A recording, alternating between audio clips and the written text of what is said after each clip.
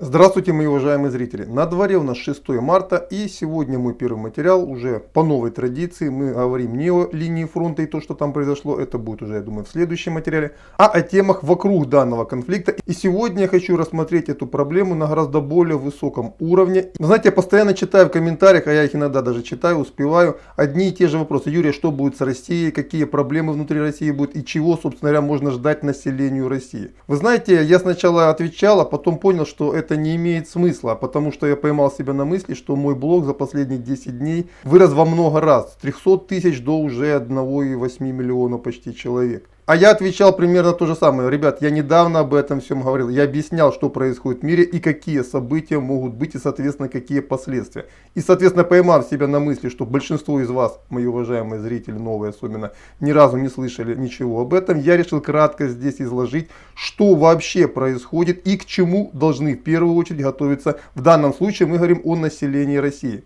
Хотя не только о нем. Краешком мы затронем и другие регионы и страны. На самом деле то, что сейчас происходит на территории Украины, это не война между Украиной и Россией. Это война между США и Россией на территории Украины. Конечно, условно можно назвать ее Третьей мировой войной, но ни в коем случае нельзя сравнивать со Второй мировой войной, потому что каждая мировая война, она имеет свои особенности и развивается по своим особым законам. На самом деле, то, что мы сейчас видим, это и есть Третья мировая война. Причем началась она не 24 февраля 2022 года. Началась она намного раньше. Даже раньше, чем в 2014 году.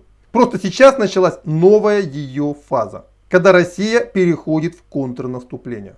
Она в основном гибридная, но иногда бывает и горячая фаза. В данном случае мы наблюдаем очередную горячую фазу этой войны.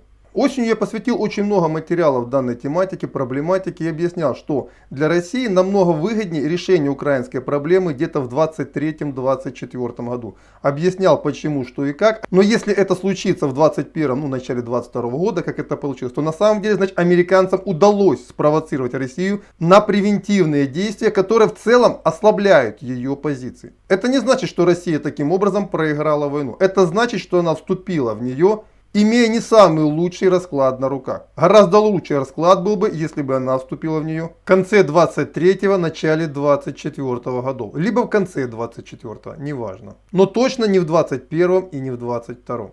То есть то, что все идет к войне, я видел уже начиная с прошлой весны. Понятно было, что рано или поздно она разразится. И тот прогноз, который я дал, по-моему, в апреле прошлого года, в целом, к сожалению, он сегодня и реализуется.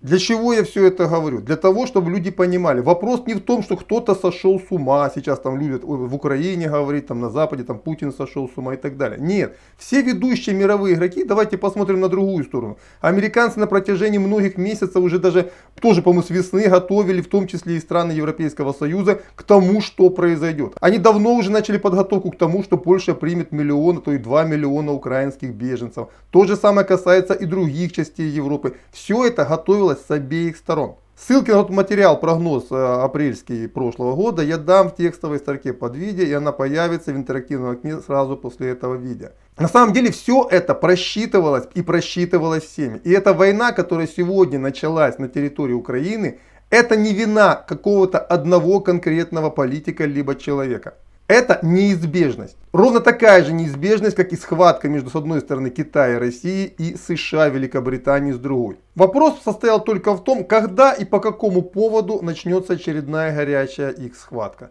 И Украина, к сожалению, вытащила свой несчастливый билет. Правда, и надо отдать должное, что и население Украины очень долго и упорно пыталось прыгать по этим граблям, упрощая американцам задачу. И американцы, спровоцировав Россию, а я не знаю, каким образом они сделали, на самом деле у меня такой информации нет, но это очевидно, что они каким-то образом убедили Россию, что им надо решать украинскую проблему именно сейчас, потому что иначе ей будет хуже. Так вот, американцы таким образом получили какие преимущества? Они имеют все шансы оттянуть в свой лагерь Францию и Германию. Вот на Украине на самом деле борьба идет только за это. И Украина, если так разобраться, была для американцев и британцев всего лишь разменной монетой. То есть они отдают Москве Украину, но усиливают свое влияние на Германию и Францию. Без чего их проигрыш в схватке с Китаем и Россией был просто неизбежным. Теперь у них в связи с тем, что в Украине начались именно сейчас эти события, появилась надежда. Появился шанс на успех, которым они, безусловно, попытаются воспользоваться.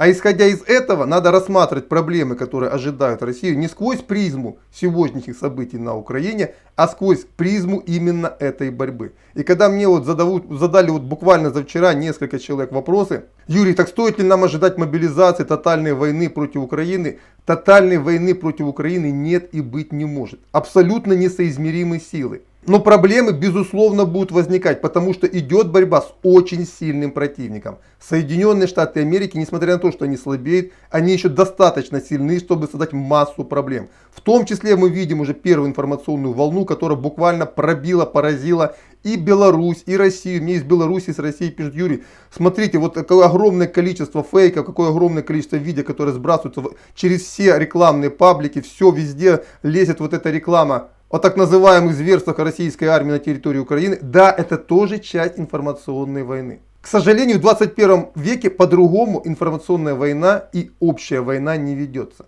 Это будет делаться на протяжении всей войны. А она продлится далеко не 1 год. Подчеркиваю, я сейчас говорю не об Украине. Я говорю о гибридной большой войне с Соединенными Штатами Америки. Причем основная фаза этой войны, она ведь еще даже не начиналась. Потому что основной удар американцы планируют сделать все-таки по Китаю. Китай для них на сегодняшний момент является главным противником. А он в войну пока еще не вступил. Поэтому, мои уважаемые зрители из Российской Федерации, я вас хочу настроить на то, что может произойти. Я предполагаю, что острая фаза этой борьбы будет длиться на протяжении следующих 3-4 лет. Самая важная и самая ответственная фаза. Именно в этой части, если вы хотите помочь своему государству, вы должны быть максимально концентрированы и пытаться мыслить головой, а не сердцем. Потому что бить вам будут в самое сердце, давить будут на самое святое, вызывая вполне закономерную реакцию. И если вы на нее поддадитесь, значит ваша сторона проиграет. Если нет, то у нее все шансы выиграть эту войну. Повторяю, не войну на Украине, а войну с Соединенными Штатами Америки. И еще хочу напоследок сказать и ответить на один и тот же вопрос, который мне тоже задавали. Юрий, ну когда все вернется на круги своя? Подразумевая, когда все вернется к той жизни, которой мы все жили еще буквально вот несколько недель, месяцев назад. Мой ответ – никогда. Мир переступил через Рубикон. Причем в России это скажется несколько раньше, в Европе, в США это скажется чуть позже. Все, той жизни, к которой мы все привыкли, ее уже не будет. Она очень быстро будет меняться какими-то новыми порядками, новыми укладами. И по итогу, что получится, я, например, не знаю. Одно могу сказать, получится что-то новое. И, кстати, в одном из следующих материалов, я так думаю, завтра в утреннем, я попытаюсь рассказать, как я, например, понимаю, каким серьезным изменениям уже в самом ближайшем будущем это приведет в России. Все по этой теме на пока. Все, до свидания, ждите следующего выпуска. Думаю, там будет военная сводка.